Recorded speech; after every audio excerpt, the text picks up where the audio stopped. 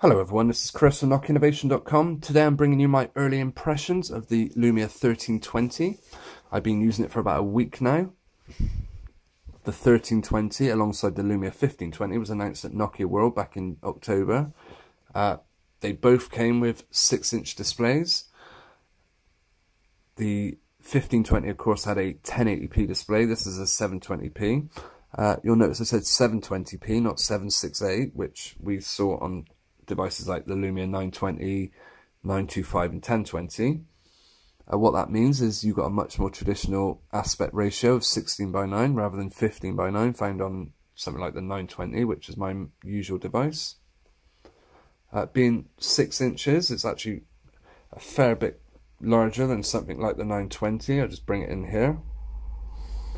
The 1320 is by no means a one-handed device, but can be quite comfortably held. It still feels good in the hand. It can be quite comfortably held in one hand for making calls, but generally you're going to need your second hand for things like going through, for navigating, for using the keyboard, and that's a really nice keyboard actually.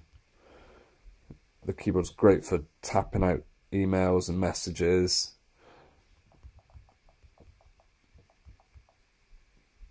The quick brown fox jumps over the lazy dog. Using it in portrait, of course. You still do have these borders down the side,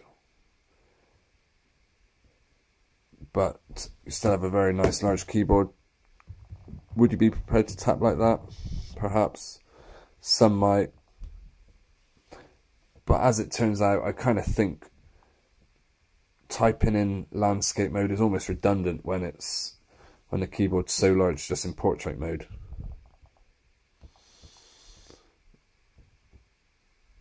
Another feature where it doesn't quite match up to the 1520 is the camera. Of course, the 1520 had a 20 megapixel camera. This has the 5 megapixel camera, which is quite traditional on Nokia's more mid-range devices like the 620 and 520. That said, it's not by any means a bad camera. You do have a dedicated camera shutter bit on there. We'll bring something in to take some pictures of.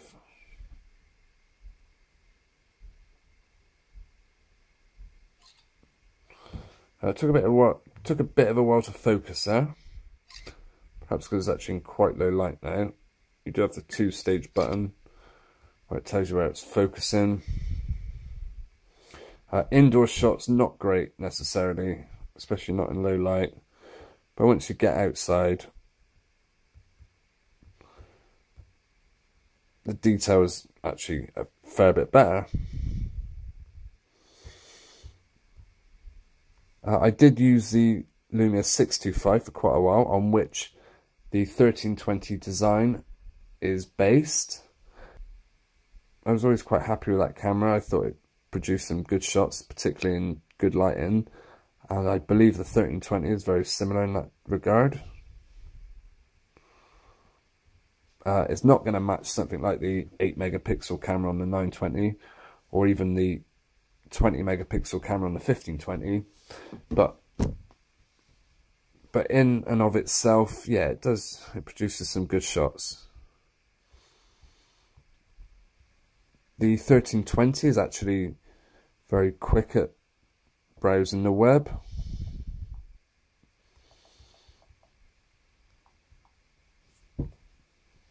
We'll just see how long it takes to load up Yahoo. It probably will go to the mobile website. See if we can get it to the desktop one. I would say it's certainly about the same as you might expect from most other Lumia devices.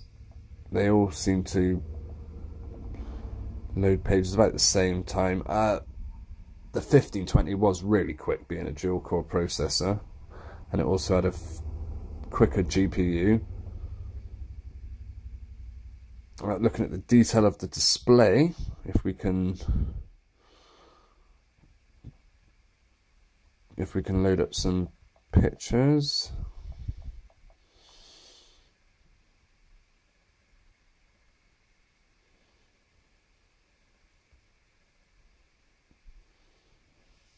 I'm not sure how close in you can see, but it's by no means blocky. You do, of course, have the Windows Phone keys at the bottom. As with the 1520, again, quite bunched up, particularly compared to maybe something like the 920. Although looking at that, they're pretty much in line with each other. But whereas on here, they're just a couple of, they're right by the, near the side. And the reason I believe they've done that, if you've got this in one hand, it's going to be, and you are hoping to use it as a one-handed device, it's easier to reach the search button with your thumb, although I still can't do it, and I consider myself to have quite large hands. Well, I will bring you a more detailed review of the Lumia 1320 when I've used it more.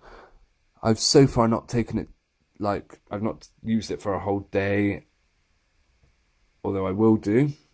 I will put my SIM card in there soon. We can take the back off, actually. We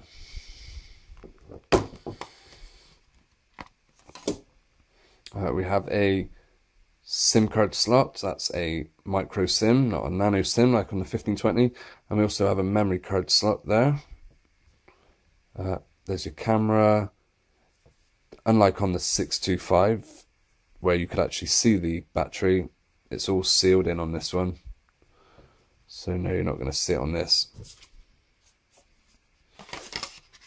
Now, I know on Nokia Innovation so far, Lenny's reviewed this, Andy Hagen's reviewed this, so now it's my turn to see what I make of it. I'd be interested to know if you had any questions.